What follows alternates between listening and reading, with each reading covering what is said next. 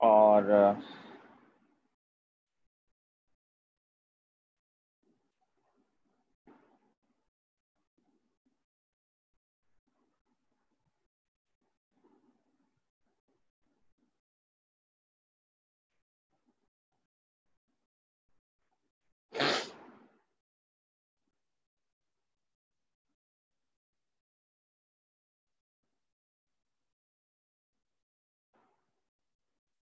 हमें आगे जाना है from question number 33। So question number 33 से मैं स्टार्ट कर रहा हूँ, देखते हैं हम आज कितना अचीव कर पाते हैं।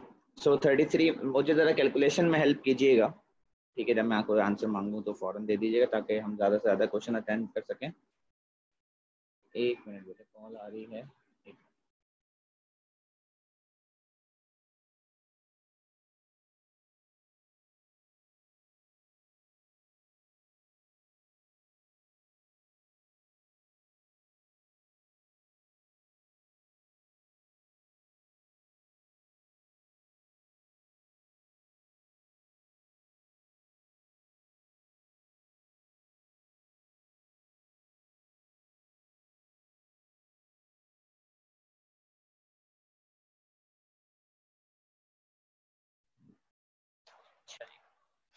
So 33 में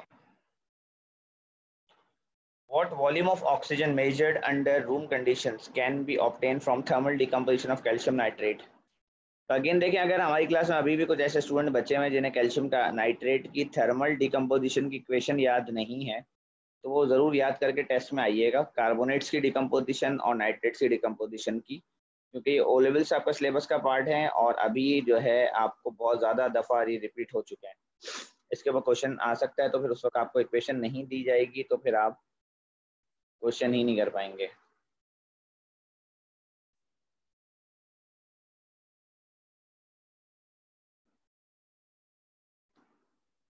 इसकी इक्वेशन होती है कि मेटल नाइट्रेट डिकम्पोज होता है metal oxide, nitrogen dioxide and oxygen gas में। इसको बैलेंसिंग के लिए यहाँ पर 2, यहाँ पर 2 और यहाँ पर 4 लगाया जाता है। अब क्वेश्चन ये है कि 8.2 ग्राम से कितना बनेगा। तो पहले इन्होंने अच्छी बात है आपको एमआर खुद दे दिया है, तो 164 इंटू 2 ये इसका मास होगा, और वॉल्यूम और ऑक्सीजन आप लोगे 24 D M cube. 24 D M cube क्यों लेंगे, क्योंकि यहाँ 1 मोल है। 164 ग्राम्स मल्टीप्लाई बाय 2, इतने ग्राम्स 24 डी एम क्यूब देता है। 8.2 ग्राम कितने डी एम क्यूब देगा ऑक्सीजन गैस के एक्स, ये कैलकुलेट करें ज़रा और आंसर बताएं। ये आंसर डी एम क्यूब में आएगा, उसको भी सी एम में कर लीजिएगा, मतलब जो आपका आंसर आएगा उसको 1000 से मल्टीप्लाई कर लीजिएगा।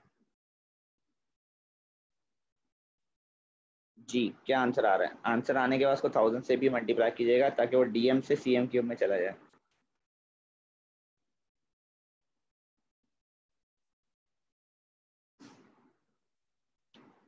अच्छा जी, सी आपका आंसर आ रहा है 600 सीएम क्यूब। बाकी बच्चे भी जरा कंफर्म कर लें। जी 600, ठीक है, 600 सीएम क्यूब आंसर है। सी आपका आंसर है 33 का।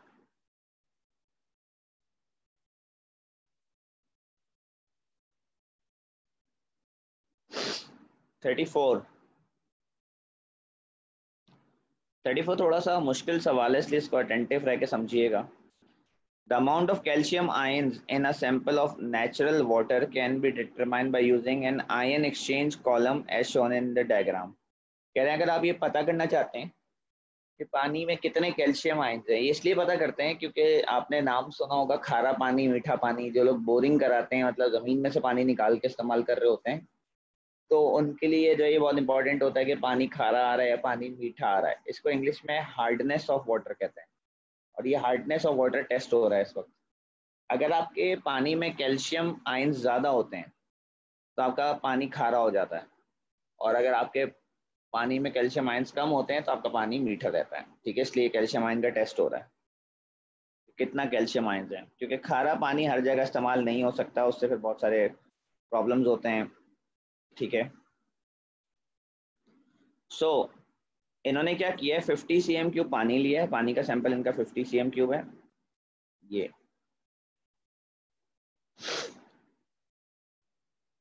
containing dissolved calcium sulfate, जिसमें कैल्शियम सल्फेट मौजूद है, was passed through an ion exchange resin.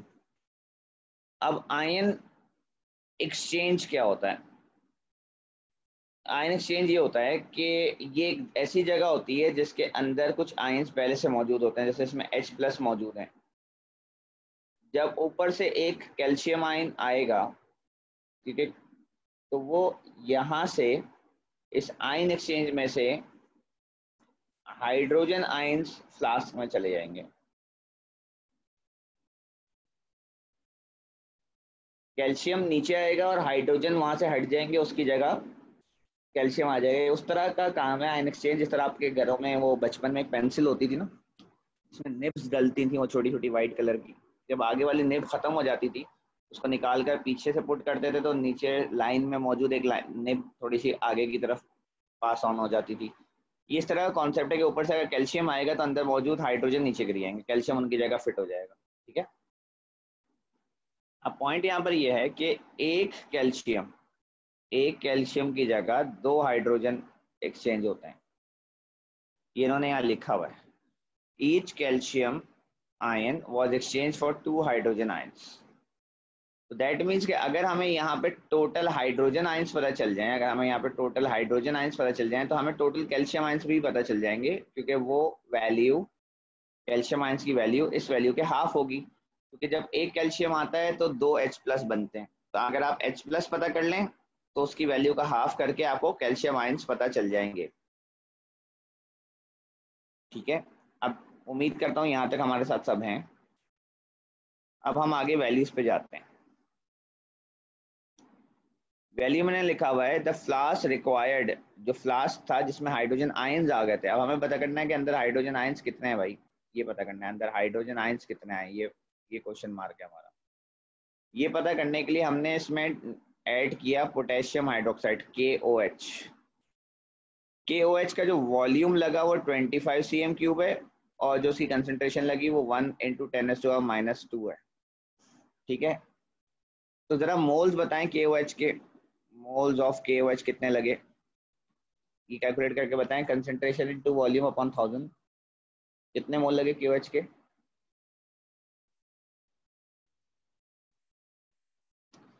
2.5 exponent -4 answer दे रही हैं ये। 2.5 × 10⁻⁻4 मोल्स लगे KOH के। ठीक है। याद रहे KOH में एक OH नेगेटिव है। इक्वेशन बनेगी आयनिक इक्वेशन, वो H+ + OH- फॉर्मिंग H2O, यानी मोल रेशियो इज 1:1। तो H+ आयंस भी कितने हुए? 2.5 × 10⁻⁻4 हुए। H+ की वैल्यू भी यही हुई, क्योंकि जितनी OH की वैल्यू होगी उतनी H+ की वैल्यू होगी। तो अब हमारा क्वेश्चन सॉल्व हो गया, हमें H+ की वैल्यू मिल गई। अब हम इस वैल्यू को डिवाइड बाय 2 करेंगे तो हमारे पास वैल्यू ऑफ कैल्शियम आयंस आ जाएगी। ठीक है। याद है आपको कैल्शियम आयंस कैसे निकलेंगे? कैल्शियम आयंस की वैल्यू आएगी इस वैल्यू का half, so that is going to be 1.25 into 10⁻⁻4। तो ये कैल्शियम आयंस के मोल निकला है, पर ये कैल्शियम आयंस के मोल कितने वॉल्यूम में? 50 cm³ में, इन 50 cm³, in 50 cm³।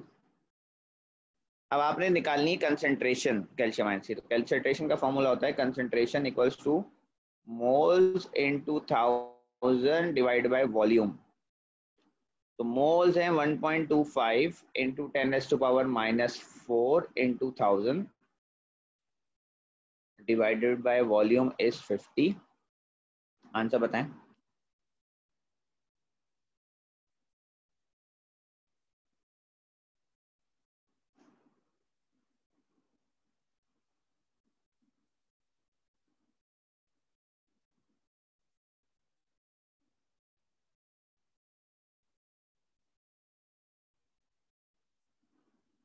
Answer is A answer आ रहा है।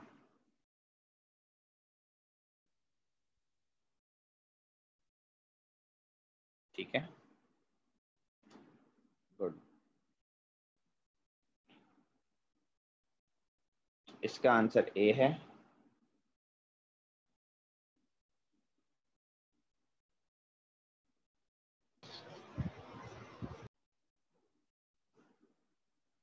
जी 35 the sample of 10 cm cube of sir आप फिर से वो क्वेश्चन दिखा सकते हैं? आप फिर से वो क्वेश्चन दिखा सकते हैं?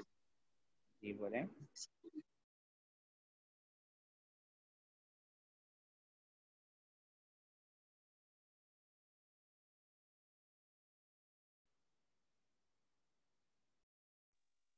Okay sir, thank you. Question 35 samples of 10 cm cube of each of the first four members of alkane series are separately mixed with 70 cm cube of oxygen। यानी फर्स्ट फोर मेंबर्स को 70 cm cube oxygen के साथ mix कर दिया, methane को भी 70 cm cube के साथ बर्न किया है, इथेन प्रोपेन ब्यूटेन सबको। Each is then burn and the total volume of residual gas measured. तो कह रहे हैं बताएं कि रेजिडुअल गैस कितनी बनेगी हर एक में। मैं आपको सॉल्व करके दिखा रहा हूँ। सबसे पहले हम मीथेन की बैलेंस इक्वेशन लिखें, CH4 plus 2O2 forming CO2 plus 2H2O। फिर आप इथेन की बैलेंस इक्वेशन लिखें, C2H6 प्लस 3.5 ऑक्सीजन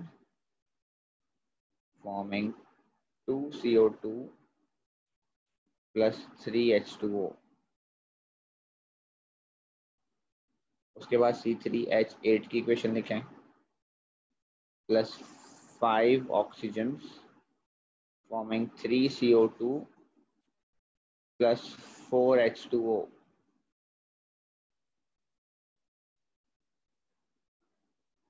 अब क्योंकि इन्होंने लिखा हुआ है रूम टेम्परेचर है, तो रूम टेम्परेचर में वाटर जो है वो आपका लिक्विड होगा, वाटर हमारी गैसेस में नहीं आएगा। C4H10 plus 6.5 oxygen producing 4CO2 plus 5H2O। ये तो हमने बैलेंस इक्वेशन लिख ली सबकी, चारों की।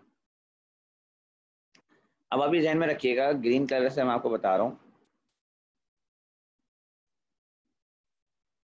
कि अगर इसका वॉल्यूम 10 cm क्यूब है ना, 10 है, तो ऑक्सीजन 20 चाहिए होगा, 20, क्योंकि 1:2 का रेशियो। तो 70 में से 50 तो यहीं बच जाएगा। 70 में से आपने ऑक्सीजन 70 इस्तेमाल की है ना, 70, तो 20 चाहिए उसमें से। 50 तो ऑक्सीजन ही बच गई। कार्बन डाइऑक्साइड कितनी बनेगी? कार्बन डाइऑक्साइड 10 बनेगी। तो 50 प्लस 10 इज 60। तो CH4 में तो गैसेस 60 बचेंगी, तो CH4 में गैसेस 60 बचना चाहिए। ये बात बिल्कुल सही है, ठीक है। ये बात गलत हो गई, बी और ए। उसके बाद अगर आप इसका 10 cm क्यूब यूज करते हैं तो आपको 35 cm क्यूब ऑक्सीजन चाहिए होगी आउट ऑफ 70। आउट ऑफ 70 में से 35 cm क्यूब ऑक्सीजन इस्तेमाल हो गई, तो 35 cm क्यूब ऑक्सीजन बच जाएगी और कार्बन डाइऑक्साइड बनेगी 20, ठीक है।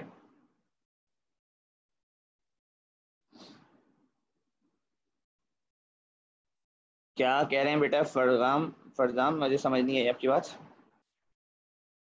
सर ऑप्शन सी में CH4 में जो रेसिडुअल गैस है वो 50 सेंटीमीटर क्यूब बन रही है। हाँ बिल्कुल सही कह 60 रहे हैं, नहीं ये बन रही। डी आंसर ही नहीं है इस हिसाब से, तो पहले से ही आंसर डी आ जाएगा सिर्फ, ठीक है। बिल्कुल सही, मैंने एग्जैक्ट वैल्यू नहीं देखी थी, डी 50 पे जा रहा है, 60 पे है ही नहीं, तो आंसर ही आपका डी हो जाएगा। बट चलें एक और सॉल्व कर लेते हैं क्योंकि हम ऑलमोस्ट वहाँ पहुँच गए। 35 cm क्यूब यहाँ से बच जाएगा और 20 cm क्यूब यहाँ से, तो 35 और 22 इज 55। तो ये देखें, ये 55 पे आ रही है वैल्यू, ये 55 पे आ रही है वैल्यू, ये आपकी 60 पे आई थी। तो अगर थर्ड वाला सॉल्व कर लें जल्दी से, तो ये 50 cm क्यूब यूज करेगा, 70 में से 20 यहाँ से बचेगी और 30 बनेगी यहाँ पे। तो 20 और 30 50, तो ये देखें 50 पे आ गया 50। और अगर ये 10 यहाँ से यूज कर लें तो 65 यहाँ से यूज होगा, 70 में से 5 बचेंगे और 40 यहाँ पर है, तो 40 और 5 45, तो 45 यहाँ पे यूज हो जाएगी 45। तो अगर देखें 5 करके कम हो रही है टोटल वॉल्यूम, 60 55 50 45। तो ये ट्रेंड आपके पास आ रहा है। ठीक है, तो इसका आंसर डी है। ये क्लियर है बेटा सबको?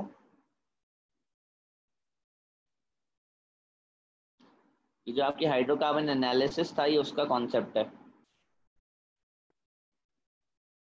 35 क्लियर है सबको, तो आगे बढ़े जल्दी से।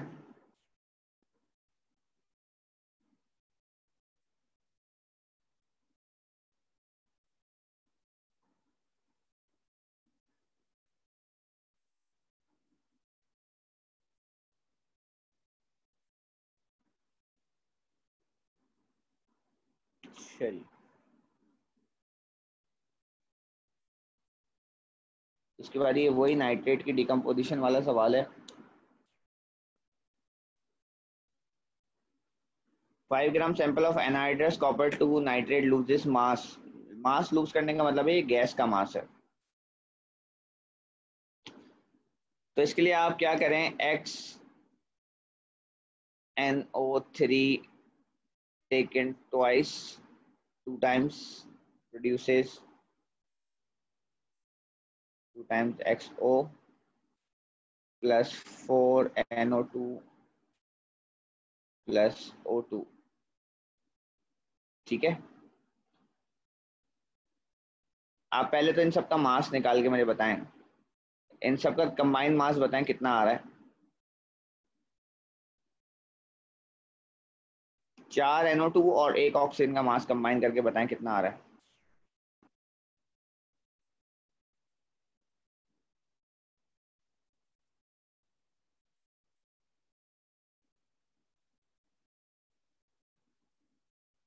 फोर NO2 और ऑक्सीजन का मास बताएं।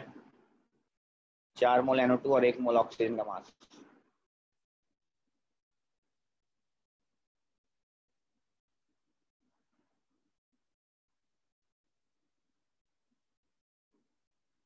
टू 216 ग्राम आ रहा है। यहाँ पे हमने इक्वेशन से मास लिया वो 216 ग्राम है। यहाँ जो मास होगा ना, यहाँ का मास वो 2 टाइम्स MR होगा, 2 टाइम्स MR। जो भी इसका मास होगा XnO3 टेकन ट्वाइस का, उसका मास मल्टीप्लाई बाय 2 होगा ना। तो अब आप क्रॉस मल्टीप्लाई कर लें, ठीक है। तो 2MR 2 times MR into 3.29 is equal to 216 into 5। ये इक्वेशन बन गई हमारी। इसमें से जरा मुझे MR निकाल के बताएं कितना आ रहा है टोटल।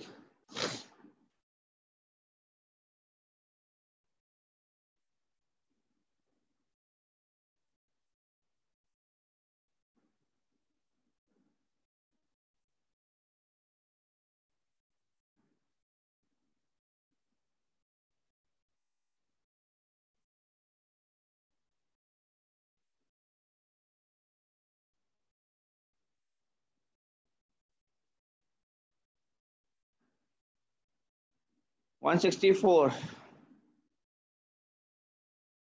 क्या पूछ रहे हैं अब्दुल्ला?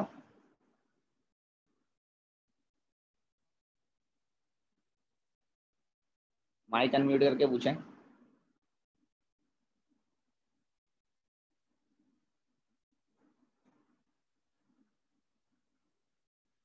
हेलो अब्दुल्ला, मुझे आपका सवाल समझ नहीं आ रहा बेटा, आप माइक अनम्यूट करके पूछो। Hello sir. जी सर ये जो 216 है इसकी जगह मोलर मास नहीं लेंगे, गैसेज हैं 16 की जगह जो हमने नाइट्रो इसका NO2 और ऑक्सीजन का लिया है। मोलर मास ही तो लेंगे, मोलर मास को नंबर ऑफ मोल से तो मल्टीप्लाई करेंगे ना, साथ में लगे हुए। एक मिनट। मोलर मास तो 1 मोल का मास होता है, यहाँ 1 मोल तो सिर्फ ऑक्सीजन है, नाइट्रोजन डाइऑक्साइड तो 4 मोल है। अच्छा ओके। अच्छा जी, प्रोसीडिंग फर्दर हमारे पास MR क्या निकल कर आया है। एक ही बच्ची ने जवाब दिया, वजिया ने 164, बाकी बच्चे पार्टिसिपेट नहीं कर रहे हैं। 164.1 समथिंग कह रही है, 164 मास ले लेते हैं। अब यह याद रहे कि 164 जो आपके पास मास आया है ये XnO3 टेकन ट्वाइस का मास है। इसमें से X को सब्जेक्ट बना लें, NO3 टेकन ट्वाइस का मास 164 में से माइनस कर दें, तो X का मास निकाल के बताएं कितना है। X का मास कितना है?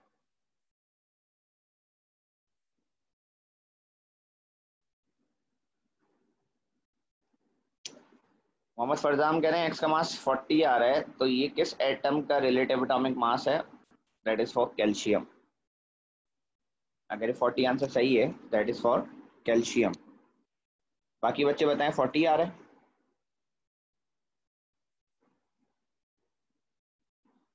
अच्छा, तो दैट इज कैल्शियम। 36 का आंसर इज कैल्शियम।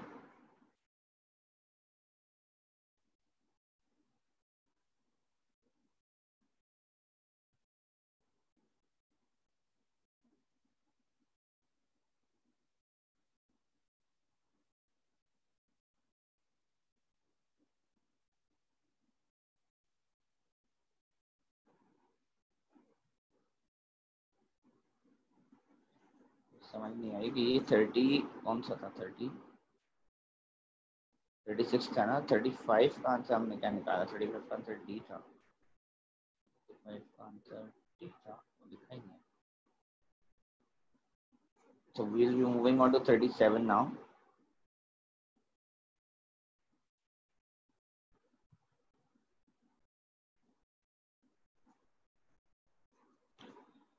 बेटा मुझे ये बात नहीं पता कि आपका सेक्शन डिवाइड होगा कि नहीं होगा। स्कूल ने अभी हमें कोई पॉलिसी बताई नहीं है इस बारे में ना, तो जब स्कूल खुलेंगे तो पता लगेगा एहतशाम के आपका सेक्शन डिवाइड होगा कि नहीं होगा। तो मंडे को ऑब्वियसली सारी चीज़ें क्लियर हो जाएंगी। इन्हें स्टूडेंट्स को बता देंगे कल तक, क्योंकि मंडे को तो स्कूल आना है, तो कल तक बता देंगे ये कि क्या है। अभी तक हम टीचर्स को तो इन्होंने नहीं बताया कि सेक्शन डिवाइड हो रहा है कि नहीं हो रहा है। They are working on it. ठीक है, okay. So continue with the topic. कल तो टेस्ट है, तो इसलिए हम आज मैक्सिमम क्वेश्चन अचीव करना चाह रहे हैं। तो 37 में कह रहे हैं कि when sports medals with a total surface area of 150 centimeter square was evenly coated with silver using electrolysis, its mass increased by 0.216। जैसी बात है, 0.216 ग्राम सिल्वर कोट हुआ है उसके ऊपर, सिल्वर मेडल बना रहे थे वो। How many atoms of silver were deposited per cm square on the surface?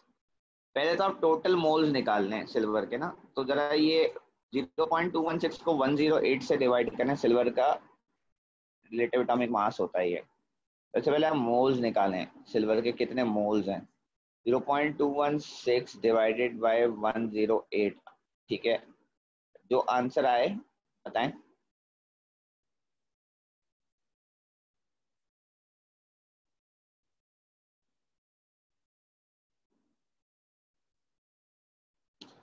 To into ten S to minus three बता रही है भजिया। 2 × 10⁻³ मोल बता रही है। ठीक है, ये मोल आ गए। अब पार्टिकल्स,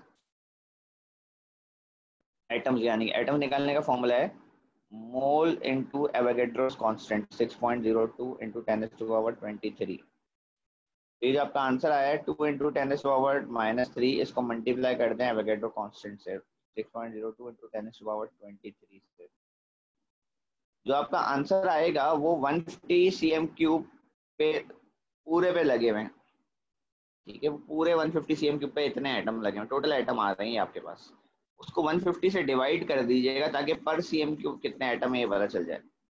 पर cm³ कितने स्क्वायर, पर cm² कितने एटम है वो पता चल जाए। तो जो आपका इसका आंसर आएगा उसको फर्दर 150 से डिवाइड करेंगे तो आपका इनमें से कोई एक आंसर बनेगा। बताएं क्या आंसर बन रहा है ABCD में से।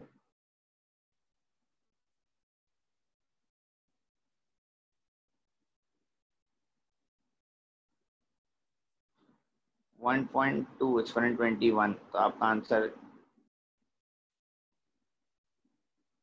सी बना ना। कोई बच्चे बोले ए आ रहा है, ए का तो मतलब 8 × 10⁻18 आ रहा है। ए आ रहा है आंसर, ए आ रहा है। मेजॉरिटी बच्चे ये बोल रहे हैं। आयशा आपका सी क्यों आ रहा है बेटा? सबका सेम आएगा ना? सर उन्होंने 150 से डिवाइड नहीं किया। जी 150 से डिवाइड करें, जी 150 से डिवाइड करें, ए आंसर आएगा।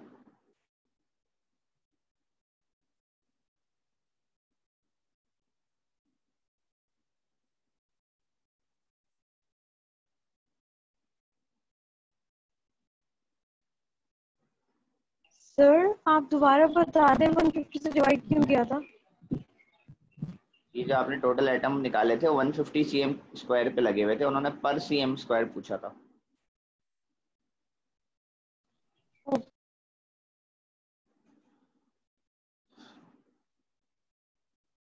जी, ये बैलेंस करने की कोशिश की किसी ने? ट्राई करें बैलेंस करना, देखें कैसे बैलेंस होती है। किसी ने ट्राई किया था?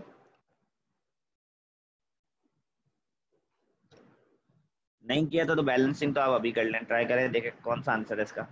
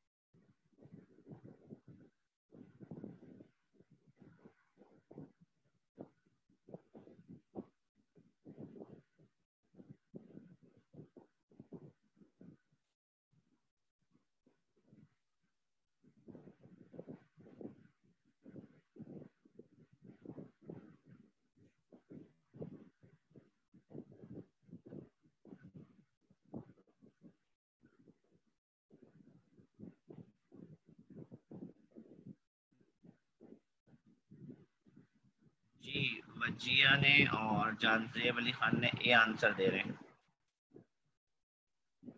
बाकी सब भी अपना आंसर सबमिट कराएं।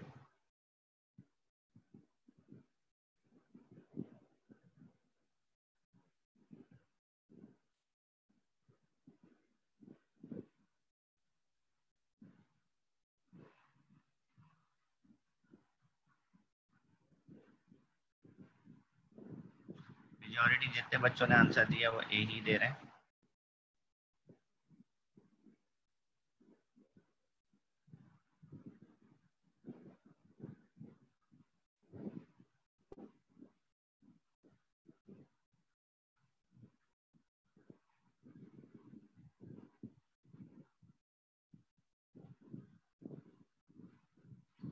ठीक है बेटा, इसका आंसर ए है, 37 का आंसर ए है।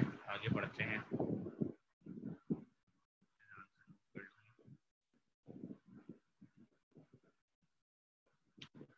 38 था।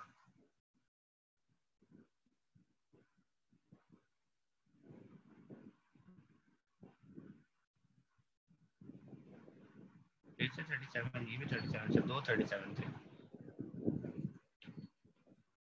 अच्छा, 38 दोबारा लिखना पड़ेगा भाई। ये हम कर चुके थे, इसका आंसर ए था। इसका आंसर ए था 38 का, ये हम सॉल्व कर चुके हैं। इत्तेफाक से वो भी 38 ए ही है। चलें ये वाला क्वेश्चन करें, 39।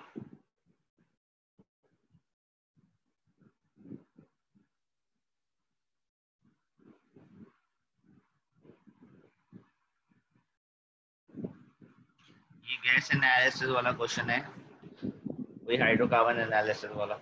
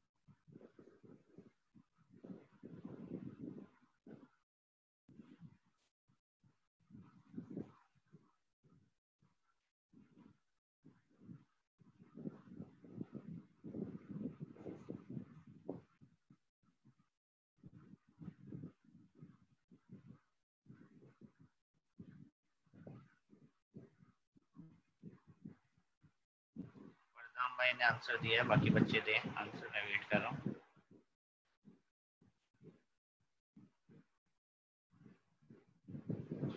जी मलिया, आपके आंसर आना बंद हो गए बिल्कुल, क्या हुआ?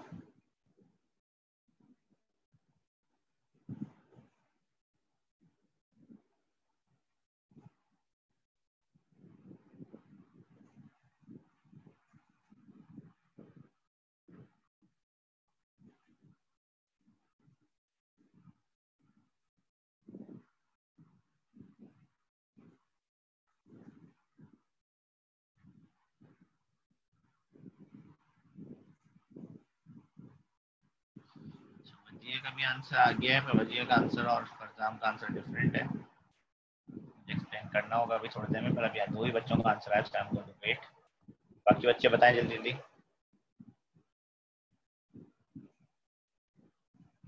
आयशा ने जवाब दे दिया।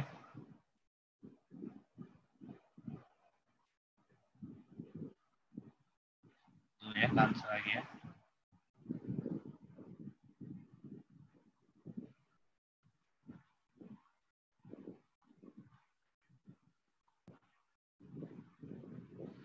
चार बच्चों का जवाब आया है, मोहम्मद फरजाम, वजीहा, आयशा और जोया।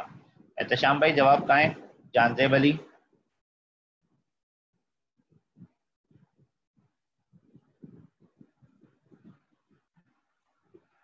जी आयशा,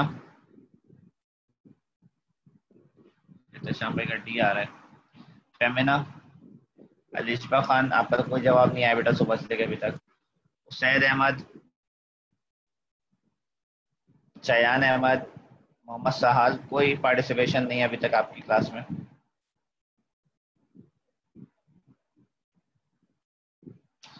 अब्दुल्ला अहमद मीटिंग का आंसर।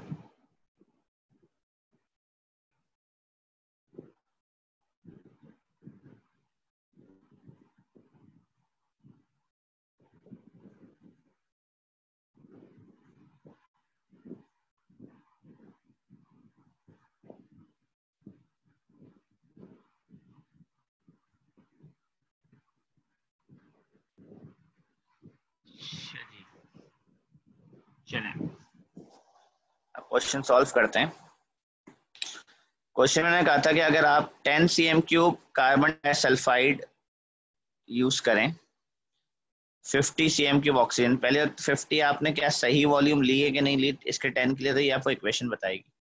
इसके 10 के लिए ना ऑक्सीजन की 30 चाहिए थी, इसके 10 के लिए ऑक्सीजन की 30 चाहिए थी, क्योंकि रेशियो 1:3 है, और आपने 50 यूज किया तो 20 cm³ तो यहीं एक्स्ट्रा बचेगी। उसके बाद कार्बन डाइऑक्साइड कितनी बनेगी 10, और सल्फर डाइऑक्साइड कितनी बनेगी 20, तो 30 ये बनेंगी 10 और 20। टोटल गैस जो बचे बनेगी वो 50 cm³ बनेगी। टोटल गैस 50 बनेगी। सी या डी में से आंसर है, बी आंसर नहीं है। उसके बाद जब आप NaOH में से पास करेंगे तो कार्बन डाइऑक्साइड भी एसिडिक गैस है और सल्फर डाइऑक्साइड भी एसिडिक गैस है, दोनों एसिडिक गैस है। NaOH एसिडिक गैसेस को रिमूव कर लेती है, 30 cm³ रिमूव हो जाएगा, 20 cm³ बच जाएगा, तो आपका आंसर सी है, जो कि सिर्फ किसने दिया था हमें, जानजेब ने दिया था, बाकी किसी का आंसर सही नहीं था।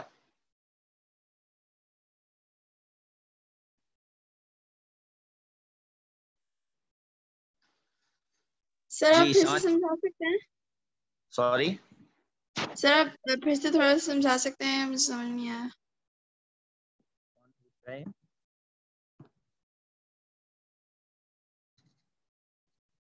हेलो,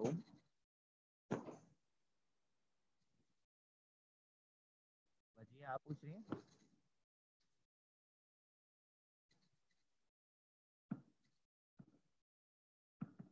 जी वजिया आप पूछ रही हैं? हेलो, जी सर। अच्छा ये बताएं हाइड्रोकार्बन का कितना वॉल्यूम है क्वेश्चन में? 10 cm³। और उसका ऑक्सीजन से मोल रेशियो क्या है? 1:3। 1:3। तो आपको ऑक्सीजन कितनी चाहिए? 30। आप कितनी दे रही हैं? 50। तो आप एक्स्ट्रा कितना दे रही हैं? 20। वो रिएक्शन के बाद बच गई। जी अब प्रोडक्ट में दोनों गैस है, जी एक के उतने ही मोल है जितने कार्बन डाइसल्फाइड के थे, 1 कार्बन डाइऑक्साइड वाले। ये तो 10 बनेगी। कौन सी वाली CO2 के 10 बनेगा?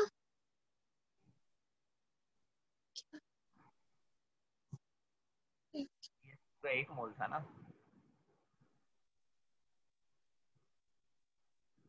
सर आपकी आवाज नहीं आई। CH2 के मोल कितने थे कार्बन डाइसल्फाइड के? 1। वॉल्यूम 10 था ना, तो जिसके मोल 1 होंगे उसका भी वॉल्यूम 10 होगा। ओके। कार्बन डाइऑक्साइड का वॉल्यूम 10 है और सल्फर डाइऑक्साइड का वॉल्यूम 20 होगा इस लॉजिक से। 20। प्रोडक्ट 30 बन रहा है। जी प्रोडक्ट 30 और ऑक्सीजन 20 बची हुई, तो आंसर 50 हो गया। ओके। इसलिए आंसर सी या डी में से होगा। फिर जब इन 3 गैसेस को, जिसमें ऑक्सीजन 20 है, सल्फर डाइऑक्साइड 20 है और कार्बन डाइऑक्साइड 10 है, इन्हें आप NaOH में गुजारेंगे तो ऑक्सीजन रह जाएगी सिर्फ 20। बाकी तो दोनों एसिडिक गैस हैं, सल्फर डाइऑक्साइड और carbon dioxide non metal oxide है, वो एब्जॉर्ब हो जाएंगी अल्कली के साथ। 20 cm की ऑक्सीजन बाहर आएगी। इसलिए आपका आंसर सी है। ओके।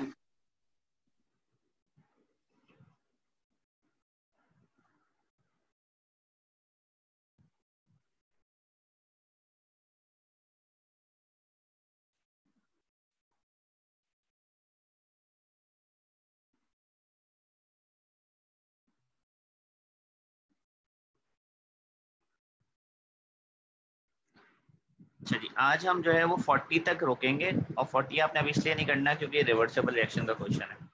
चलो मैं इसका आंसर पुट इन करूँ 39 का। 39 was C। एक सेकंड देना, अगेन एक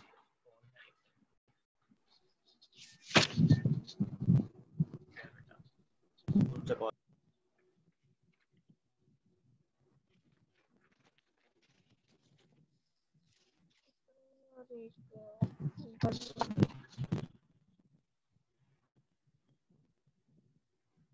Ask the question.